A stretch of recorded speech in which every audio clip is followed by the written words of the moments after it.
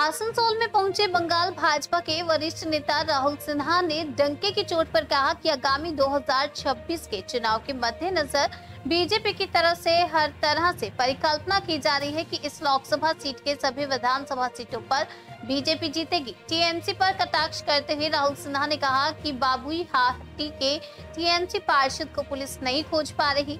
Durgapur barrage से बालू की चोरी का मुद्दा जोर जोर से उठाए बीजेपी नेता ने और उन्होंने लगातार आरोप लगाया कि रानीगंज आसनसोल में तालाबों को पाट कर अवैध कारोबारी जमीन का गोरख धंधा कर रहे हैं। দেখিয়ে দিয়েছে তৃণমূল ক্ষমতায় থাকলে পশ্চিম বাংলা বাংলাদেশ হবে, বিজেপি ক্ষমতায় না এলে এটা রক্ষা পাবে না। অতএব পশ্চিম বাংলাকে পশ্চিম বাংলা রাখতে গেলে বিজেপির আসা দরকার। অতএব সেই কারণের জন্য বাংলার মানুষ এই বাংলাদেশ দেখার পর আসল সত্যটা বুঝতে পেরেছে। আসানসোলে দুবার বিজেপি লোকসভা সিট জিতেছে, কিন্তু এবার হেরেছে। কি সংগঠনটা কিছু দুর্বল হয়েছে না অন্য ব্যাপার? লাগাতার দুবার হার। না, দেখুন বিষয় হচ্ছে হার জিত তো আছে, সেটা প্রার্থী নির্বাচনে অনেক ভীতি ভয় ইত্যাদি সমস্ত কিছু আছে। যেটাই হোক, আমরা আগামী দিনের জন্য 26-এর জন্য আবার পূর্ণ প্রস্তুতি নিয়ে আমরা নামছি, যাতে আসানসোলের প্রায় সব সিটি ভারতীয় জনতা পার্টির দখলে আসতে পারে। তাদের দৌরাত্ম্য বজায় আছে। মুখ্যমন্ত্রী অনেক বড় বড় কথা বলছে, শাস্তির ব্যবস্থার কথা বলছে। প্রকারান্তরে আমরা কি দেখছি?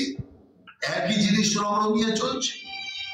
এই যে বাবুইহাটির 9 নম্বর ওয়ার্ডের কাউন্সিলর, 7 দিন হয়ে গেল, তাকে এখনো গ্রেফতার করতে পারলো না পুলিশ। কোথায় উত্তরবঙ্গে ছুটছে, দীঘায় ছুটছে, কোনো ভঙ্গে নেই। ওই কাউন্সিলর কলকাতাতেই আত্মগোপন করে আছে, কোথাও যায়। আর পুলিশ জানে, এবং আপনি দেখবেন যখন ধরা পড়বে কলকাতা থেকেই ধরা পড়বে।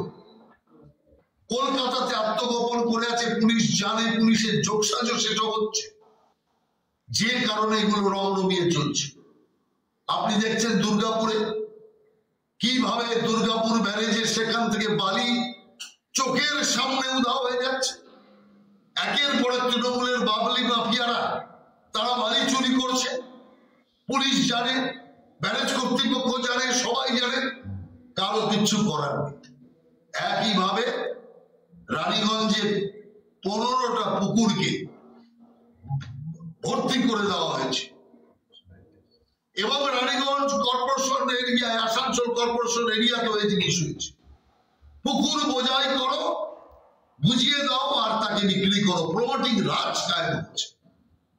পুরসভা মিউনিসিপ্যালিটিকে জানানোর পরে কোনো কাজ হয়নি।